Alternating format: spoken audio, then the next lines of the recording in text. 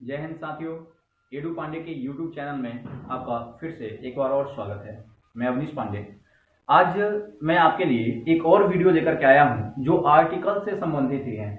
इसमें हम लोग बेसिकली आर्टिकल 32 के बारे में जानेंगे, अनुच्छेद 32 के बारे में जानेंगे और यहाँ पे 4-5 जो है टेक्निकल शब्द हैं, उन शब्दों को जो है सो अच्छे से समझने की कोशिश करेंगे कि आखिर में इसका मतलब होता क्या है। ठीक है, आर्टिकल 32 जो है वह यह बताता है कि संवैधानिक उपचार के बारे में। संवैधानिक उपचार क्या है? मान लेते हैं कि अगर किसी कारणवश हमारा संविधान जो है उसके अंतर्गत जो मौलिक अधिकार दिए गए हैं, अगर आपके मौलिक अधिकारों का हनन होता है तो उस मौलिक अधिकारों के हनन के दौरान सुप्रीम कोर्ट जो है अनुच्छेद 32 के तहत याचिकाएं दायर कर सकती है या फिर अनुच्छेद 32 के तहत रीट जारी कर सकती है। ठीक है, अगर आपके मौलिक अधिकारों का हनन आपको ध्यान में होगा, यह बात लगभग 2017 या 18 की है। सुप्रीम कोर्ट ने इलाहाबाद हाई कोर्ट ने यह आदेश दिया था कि अब हाईवेज के आसपास दारू शराब के दुकान नहीं रहेंगे।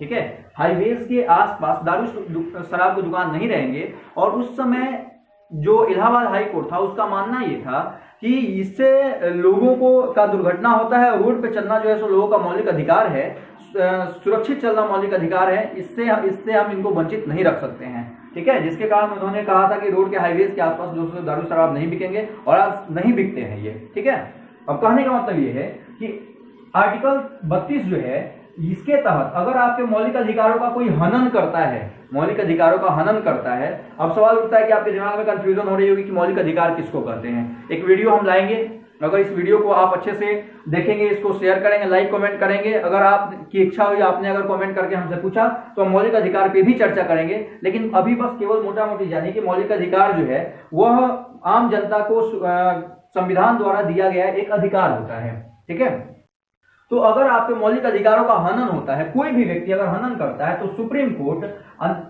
अनुच्छेद 32 के तहत क्या कर सकती है? रीट जारी कर सकती है। ठीक है, या हाई कोर्ट या 32 के तहत एससी सुप्रीम कोर्ट और एचसी हाई कोर्ट जो है अनुच्छेद 226 के तहत जो है रीट जारी कर सकती है। ठीक है, तो इलाहाबाद चूंकि हाई कोर्ट है तो उसने अनुच्छेद 226 का ही उपयोग करके उस रीट को जारी किया रहा होगा कि हाईवेज के आसपास जो है दारू शराब की दुकान नहीं रहेंगे। ठीक है, अगर आपके मौलिक अधिकारों का हनन होता है, सामान्य तौर पे अगर आपके साथ किसी प्रकार का दुर्व्यवहार दुर्घटना होता है या आपकी जमीन संपत्ति हड़प ली जाती है या आपके साथ घर पे चोरी डाका हो जाता है या किसी से मारपीट हो जाती है, तो आपका जो कंप्लेंट जाएगा वह आपके एरिया के थाने में जाएगा। आप उस थाने के बाहर भी कंप्लेंट नहीं कर सकते हैं। लेकिन मौलिक अधिकारों के हनन के संबंध में आपको यह अनुच्छेद 32 यह अधिकार देता है कि आप सीधे सुप्रीम कोर्ट में कंप्लेन कर सकते हैं और अनुच्छेद 226 यह अधिकार देता है कि आप सीधे हाई कोर्ट में कंप्लेन कर सकते हैं।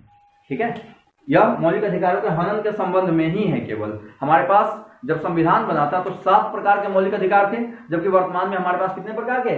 मात्र 6 प्रकार के मौलिक अधिकार बचे हुए हैं। संपत्ति के मौलिक अधिकार को जो अनुच्छेद 31 के तहत था, इसको हटा करके कानूनी अधिकार बना दिया गया है और आर्टिकल 301 के अंतर्गत उसको डाल दिया गया है। ठीक है, संपत्ति के अधिकार को। खैर, हम लोग इसकी चर्चा नहीं करेंगे, अभी हम चर्चा करेंगे। यहाँ पे आप देख रहे हैं 5 शब्द लिखे गए हैं: बंदी प्रत्यक्षीकरण, परमादेश या आदेश, प्रतिषेध, उत्प्रेषण और अधिकार परीक्षा लेख। ये ऐसे शब्द हैं जो समझ में ही नहीं आता है। अच्छा दोस्तों, एक बात आपको पता है कि जब संविधान पढ़िएगा तो उसमें बहुत सारे ऐसे शब्द होते हैं जो हमें समझ में नहीं आते हैं, बड़े टफ शब्द होते हैं। पता है आपको क्यों? अब देखिए, कभी आपने कोर्ट का नोटिस पढ़ा है? जब आप कोर्ट का नोटिस पढ़िएगा, किसी पे अगर आया हो उसको पढ़ के देखिएगा, आप उसको समझ ही नहीं पाएंगे। तो हम लोग क्या करते हैं कि जाते हैं उस नोटिस को लेकर के, जो वकील होते हैं हमारे जान पहचान के या नहीं भी होते हैं तो हम जो है सो न्यायालय में जाकर के वकील को उसको देते हैं। तो वह सबसे पहले बोलता है कि इसको पढ़ने का हम लेंगे आपको 500 रुपया। जिस प्रकार का वकील है, झोला छापे तो 200 में पढ़ देगा, अगर ढंग का वकील है तो 5000 भी लेता है केवल उस कागज को पढ़ने का। ठीक है, अब है ये कि हम उसको पढ़ इसलिए नहीं पाते हैं कि उसमें बहुत सारे टेक्निकल शब्द लॉ से रिलेटेड होते हैं और आमतौर पे लॉ जो है स्पेशल आपको करना होता है। हमारे जो बुक्स हैं, हमारा जो सिलेबस है, उसमें इस तरह का कोई भी सिलेबस का प्रावधान नहीं है। ठीक है, अब देखिए, जो हमारा संविधान बनाने वाले जो संविधान सभा थी उसमें मैक्सिमम लोग, अधिकतर लोग जो थे वो बैरिस्टर थे। और सिंपल सी बात है कि उनके पास जिस तरह का नॉलेज होगा उसी तरह की चीजों को डालेंगे। तो उन लोगों ने क्या किया कि वो सारे जो है सो अपने लॉ के शब्दों को उठा उठा करके यहाँ पे डाल दिया, जिसको पढ़ने में समझने में हमको दिक्कत होती है। अब देखिए सबसे पहला जो है यह बोल रहा है बंदी प्रत्यक्षीकरण।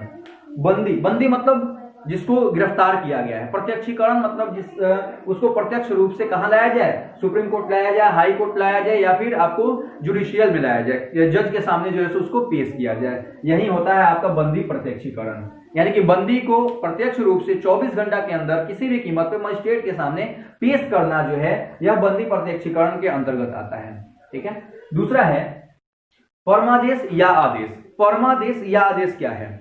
यह एक्चुअली सुप्रीम कोर्ट या हाई कोर्ट दोनों जारी कर सकती है। परमादेश या आदेश सुप्रीम कोर्ट या हाई कोर्ट दोनों जारी कर सकती है। किसके संबंध में? तो सरकारी अधिकारियों के संबंध में। अगर सरकारी अधिकारी पे किसी भी प्रकार का कोई ब्लेम लगता है कि वो जो है सो कार्य सही ढंग से नहीं कर रहे हैं, तो उनको यह आदेश दे सकती है कि आप अपने कर्तव्य का पालन सही ढंग से करें। ठीक है, यही है आपका परमादेश या आदेश। सीधा समझिए कि परमादेश और आदेश जो है यह सुप्रीम कोर्ट और हाई कोर्ट को यह अधिकार देता है कि वह सरकारी अधिकारियों को डांट फटकार लगा दे, ताकि वो अपने कर्तव्य का पालन सही ढंग से करें। तीसरा आप देख रहे होंगे यह है प्रतिषेध। प्रतिषेध का मतलब होता है कि उच्च न्यायालय या ऊपरी न्यायालय। उच्च न्यायालय कहने का मतलब यहाँ पे सुप्रीम कोर्ट से ही केवल नहीं है। ऊपरी न्यायालय कहने का मतलब हुआ कि अगर जो जिला न्यायालय है उसके लिए ऊपरी न्यायालय हो गया हाई कोर्ट, जो आपका हाई कोर्ट है उसके लिए ऊपरी न्यायालय हो गया सुप्रीम कोर्ट। इसके कहने का मतलब यह है कि प्रतिषेध के अंतर्गत जो ऊपरी न्यायालय होगा वह निचले न्यायालय को आदेश दे सकता है।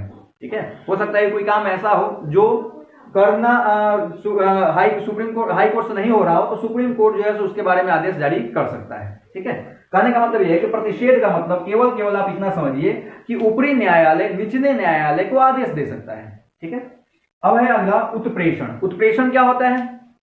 तो उत्प्रेषण भी है, यही है, बताता है कि ऊपरी न्यायालय ही निचले न्यायालय को आदेश देगा इसके अंतर्गत भी। लेकिन किस मामले में? निलंबित पड़े हुए मामले में। अगर मान लेते हैं कि कोई ऐसा केस है जिस पर decision supreme court high court नहीं दे पा रही है, तो उसको सुप्रीम कोर्ट अपने पास मंगवा सकता है। ठीक है, ऊपर हमने देखा प्रतिषेध में कि ऊपरी न्यायालय निचले न्यायालय को आदेश दे सकता है, लेकिन उत्प्रेषण में का मतलब होता है कि ऊपरी न्यायालय निचले न्यायालय से वैसे फाइल्स जो निलंबित पड़े हुए हैं, जिस पर सुनवाई नहीं हो पा रही है, उसको अपने पास मंगवा सकता है। और पांचवा जो है वह है आपको अधिकार परीक्षा लेख। इसके अंतर्गत अगर किसी भी व्यक्ति पर संदिग्ध रूप से यह इल्जाम लगता है या संदिग्ध पाया जाता है कि उसने जो है चोरी छुपे यह जॉब ले लिया है, किसी प्रकार के सरकारी जॉब को चोरी छुपे अगर किसी व्यक्ति ने ले लिया है, कोई अधिकारी उसके योग्य नहीं है फिर भी उसको यह जॉब मिल गई है, तो उस परिस्थिति में अधिकार परीक्षा लेख का उपयोग सुप्रीम कोर्ट करके उससे बहुत सारे क्वेश्चन सवाल जवाब कर सकती है कि आपने जो है सो ऐसा क्यों किया है। ठीक है, आपके पास योग्यता नहीं थी फिर भी आपने इस पद को क्यों लिया है।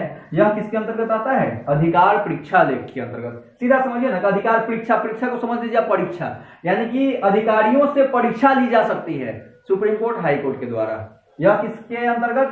तो आर्टिकल अधिकार परीक्षा लेख के अंतर्गत। वैसे अधिकारियों के द्वारा जिनके पास योग्यता नहीं होने के बावजूद भी वो अधिकारी बने हुए हैं उनसे। ठीक है, एक बार मैं आपको और रिपीट कर देता हूं। बंदी प्रत्यक्षीकरण का मतलब ये हुआ कि जिन लोगों को बंदी बनाया गया, गिरफ्तार किया गया, उनको जो सो जज के सामने प्रत्यक्ष रूप से 24 घंटा के अंदर पेश किया जाए। परमादेश या आदेश का मतलब यह होता है कि सुप्रीम कोर्ट या हाई कोर्ट जो है किसी भी अधिकारी के खिलाफ यह आदेश जारी कर सकती है कि आप अपने कर्तव्य का पालन या निर्वहन सही तरीके से करें। प्रतिषेध का मतलब यह होता है कि ऊपरी न्यायालय निचले न्यायालय को रोक सकती है किसी काम के लिए कि तुम ये काम ना करो, ये काम तुमसे नहीं हो पाएगा। उत्प्रेषण के अंतर्गत होता है कि ऊपरी न्यायालय निचले न्यायालय में निलंबित पड़े हुए फाइलों को अपने पास मंगवा सकता है। और अधिकार परीक्षा लेख का मतलब होता है कि कोई भी अधिकारी अगर बिना योग्यता के किसी पद पे आसीन हो गया है तो उससे वह क्या कर सकता है? उससे वह सवाल जवाब कर सकता है। मुझे आशा है कि आपको यह पांचों चीज समझ में आ गया होगा और आप जो है सो इस वीडियो को थोड़ा सा शेयर कीजिए, क्योंकि एक वीडियो को बनाने में कहीं ना कहीं घंटों की मेहनत लगती है, तब जाके एक वीडियो आपके पास पहुंच पाता है। और आपसे कोई मैं पैसा नहीं मांग रहा हूं। बस आपको यही करना है कि अपने दोस्तों में ज्यादा से ज्यादा इसको शेयर करना है, लाइक करना है। अगर आप कमेंट कीजिए, किसी भी प्रकार का प्रॉब्लम होता है तो उससे भी रिलेटेड आप कमेंट कर सकते हैं। आपकी जो दिल करे वो आप जो है सो कमेंट करके हमें बोल सकते हैं, हमें कोई दिक्कत ना होगी। अगर आपको बुरा लगता है तो आप बुरा कमेंट कीजिए, अच्छा लगता है तो अच्छा कमेंट कीजिए, लेकिन कीजिए जरूर। इससे क्या होता है कि हमारा उत्साह जो है सो वर्धित होता है कि चलिए कम से कम आप लोग जो है हमारे मेहनत को जाया नहीं जाने दे रहे हैं, उस पर आप लोग जो है सो प्रतिक्रिया दे रहे हैं और आप पढ़ाई कर रहे हैं। चलिए, थैंक यू।